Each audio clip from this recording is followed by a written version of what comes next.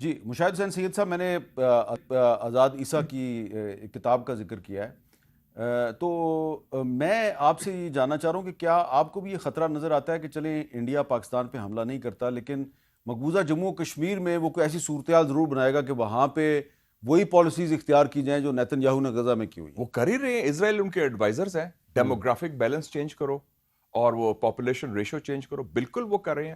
یہ ideological twins ہیں مودی اور نیتن یاہو. بالکل وہ ہو بہو. بلکہ اسرائیلی ایڈوائزرز بھی موجود تھے پہلے بھی کاؤنٹر انسرجنسی میں، جیسے جنگ ہماری جھڑپ جو ہوئی ہے اس میں بھی تھے ان کے. تو یہ دے آر ڈوئنگ دیٹ. اس لیے ہمیں اس ایشو کو اب لکیلی ہم UN سیکورٹی کاؤنسل میں ہیں. اور میں نے لاسٹ ٹائم کرٹیسائز بھی کیا تھا کہ جب شروع میں ہم نے بات کی ٹیررزم کی تو ہم نے افغانستان کا ذکر کیا. ہم نے جو اسٹیٹ ٹیررزم ہے انڈیا کا، جو انڈیا ظلم ڈھا رہا ہے مقبوضہ کشمیر میں، اس کا ہم نے ذکر نہیں کیا. اب ہم کر رہے ہیں وچ از ویری امپورٹنٹ، کیونکہ اس وقت انڈیا کا جو اصل چہرہ ہے as a fascist and a racist state, اور جو ایک اسٹیٹ ٹیررزم بھی کر رہا ہے. 4 سالوں میں انہوں نے 20 دفعہ پاکستان کے اندر بندے مارے ہیں ہمارے گھر کے اندر، یہ جو اسٹیٹ ٹیررزم کے ذریعے. اور جو کشمیری عوام کے ساتھ جو کر رہے ہیں اور وہ مذہب کی بنیاد پر کر رہے ہیں، دس از ٹوٹلی ان ایکسیپٹیبل. اور اسی لیے انڈیا کے اندر جو شورش ہے وہ بڑھ رہی ہے، چاہے وہ ریاستیں ہوں نارتھ ایسٹ والی، یہ میزورام، ناگالینڈ، منی پور وغیرہ، یا چاہے یہ خالستان موومنٹ ہو، اور چاہے یہ کمیونسٹ کی جو موومنٹ ہے، نکسلائٹ موومنٹ. اور کشمیری عوام کی جدوجہد جائز بھی ہے under international law. Even in کا جو آرمڈ اسٹرگل ہے، مسلح جدوجہد ایک فورن آکوپیشن کے درمیان، جیسے حماس کی اسٹرگل اس پہ بھی جائز ہے، UN کی ریزولوشن UN کی ریزولوشنز ہیں انڈر انٹرنیشنل لا.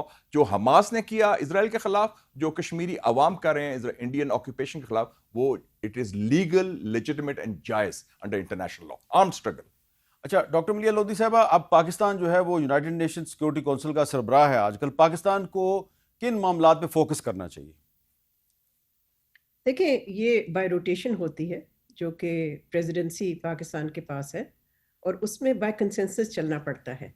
سو آپ انیشیٹو ضرور لے سکتے ہیں، لیکن 15 ممبرز ہیں سیکورٹی کاؤنسل کے، اور جو 5 پرماننٹ ممبرز ہیں، ظاہر ہے یہ ایک ان ایکول باڈی ہے، بیکاز ان کے پاس ویٹو ہے. الیکٹڈ ممبرز کے پاس تو ویٹو نہیں ہوتا.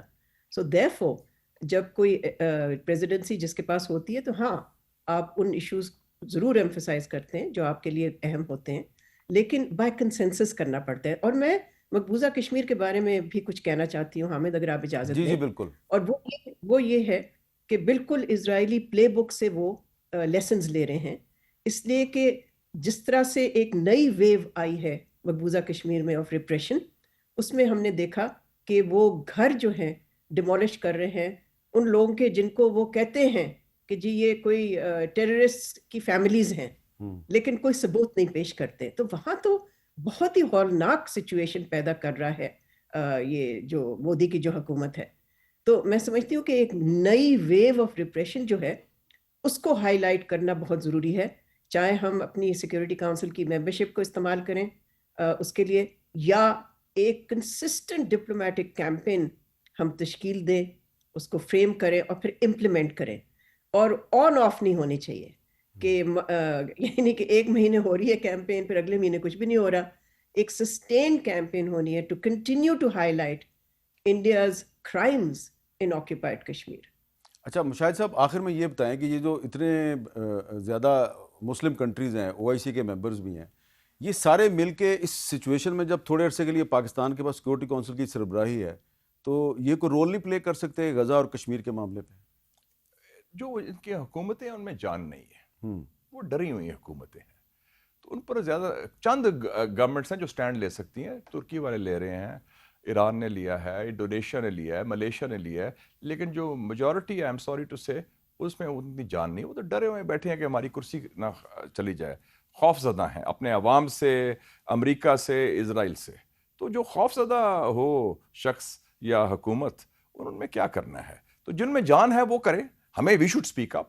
ڈاکٹر ملیح لودھی رائٹ، بالکل ہمیں. اور یہ صرف نہیں کہ وہ ایک بیان دے دیا، یہ پورا ایک اسٹریٹجی اور کیمپین ہونا پڑے گا اس حوالے سے، اور اس میں بالکل کوئی قسم کا کمپرومائز نہیں ہونا چاہیے. بہت بہت شکریہ مشاہد حسین سید صاحب، بہت بہت شکریہ ڈاکٹر صاحبہ. اور یہ جو ہم نے آج گفتگو کی، جو ٹرمپ کی اور نیتن یاہو کی جو میٹنگ ہوئی، اس میٹنگ میں فلسطینیوں کو غزہ سے بے دخل کرنے کے منصوبے سے ہم نے گفتگو شروع کی، اور آخری حصے میں ہم نے کشمیر پہ بات کی کہ وہاں پر بھی جو اسرائیلی پالیسی ہے اس پر عمل درآمد کر رہی ہے مودی کی حکومت. تو یہ دونوں چیزیں جو ہیں ان کا آپس میں بہت گہرا تعلق ہے. پاکستان میں وہ چند لوگ، شکست خوردہ لوگ، ڈیفیٹسٹ مائنڈ رکھنے والے لوگ جو یہ کہہ رہے ہیں جی یہ اسرائیل کے ساتھ ہماری کیا دشمنی ہے، فلسطین سے ہمارا کیا تعلق ہے، ان سے یہ گزارش ہے کہ ایک دفعہ جو کل رات کو گفتگو ہوئی ہے نا نیتن یاہو کی اور ٹرمپ کی، ذرا وہ سن لیں، اور اس کے بعد جو ہے یہ دوبارہ آپ ذرا اپنے موقف پہ ذرا نظر ثانی کریں. اجازت دیجیے، اللہ حافظ.